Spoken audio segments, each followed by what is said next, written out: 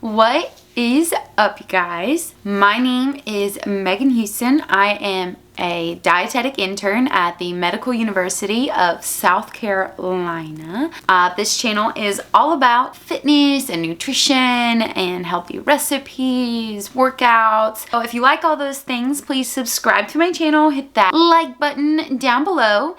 And for today's video, I wanted to talk a little bit about your basal metabolic rate, which is how many calories your body burns, and then also what eating too few calories or a very low calorie diet can do to your metabolism. Let's get started. Your body burns calories even when you do nothing at all. So this is to make your heart beat, this is to make your lungs breathe.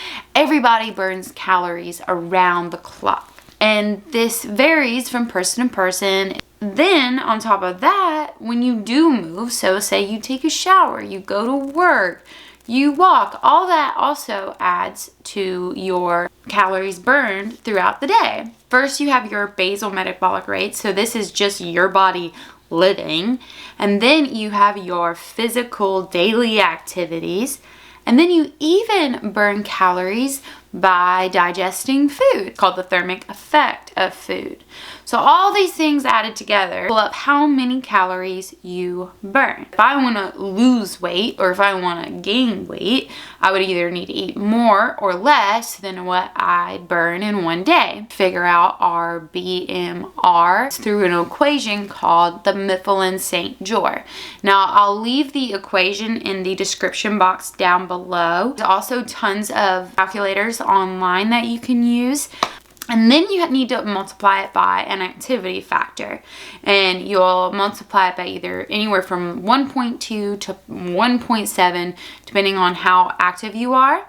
And I'll leave those recommendations of what you may think that you fall under to figure out your activity level. And then you have your estimated calories that you burn. People figure this out. They're like, well, I just need to eat less calories than that to lose weight, which is true, but sometimes we have these diets that can decrease our calories even below our basal metabolic rate. And there are some major effects of having a very low calorie diet. Some has time as a factor. So if you're doing this diet for a longer period of time, these effects are more prevalent. If you're on some diet that you can't do long term, it is more likely not going to give you long lasting results. And so this is just why we're going to talk about the negative effects of a very low calorie diet and why it's better to, yes, eat fewer calories than what you're burning, but to not take it to an extreme level. For the first reason, it can actually lower your metabolism. By significantly decreasing your calories, your metabolic rate will slow down. And if this is sustained over a period of time, your metabolism will not bounce back up once you start to eat more calories. It can actually reduce your metabolism by up to 22%. Many researchers believe that this is why more than 80% of people actually regain the weight after a diet.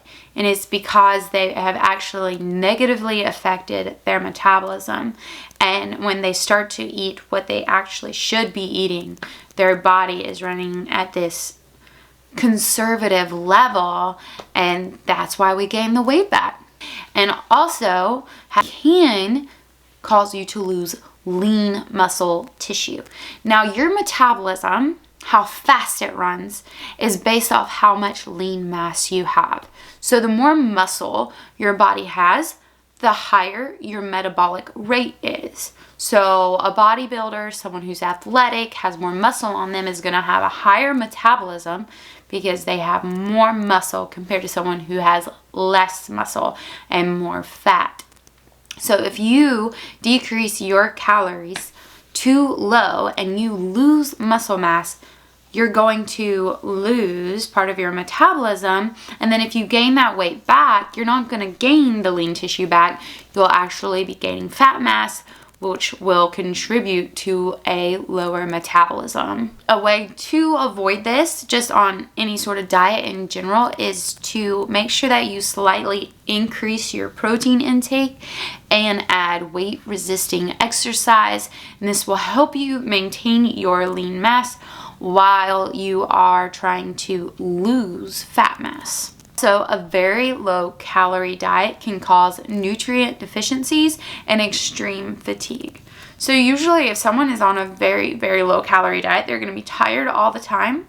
And there's going to be things that are going to start to outwardly affect their body. Number one, protein. So they're going to be losing muscle mass.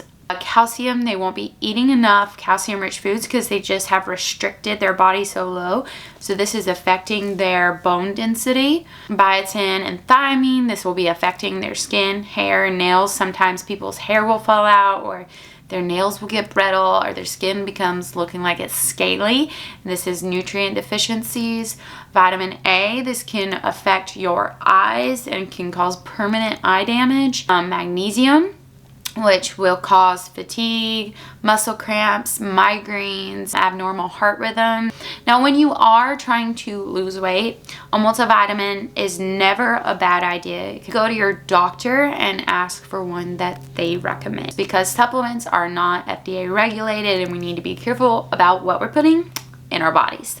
It can reduce your fertility, especially in women.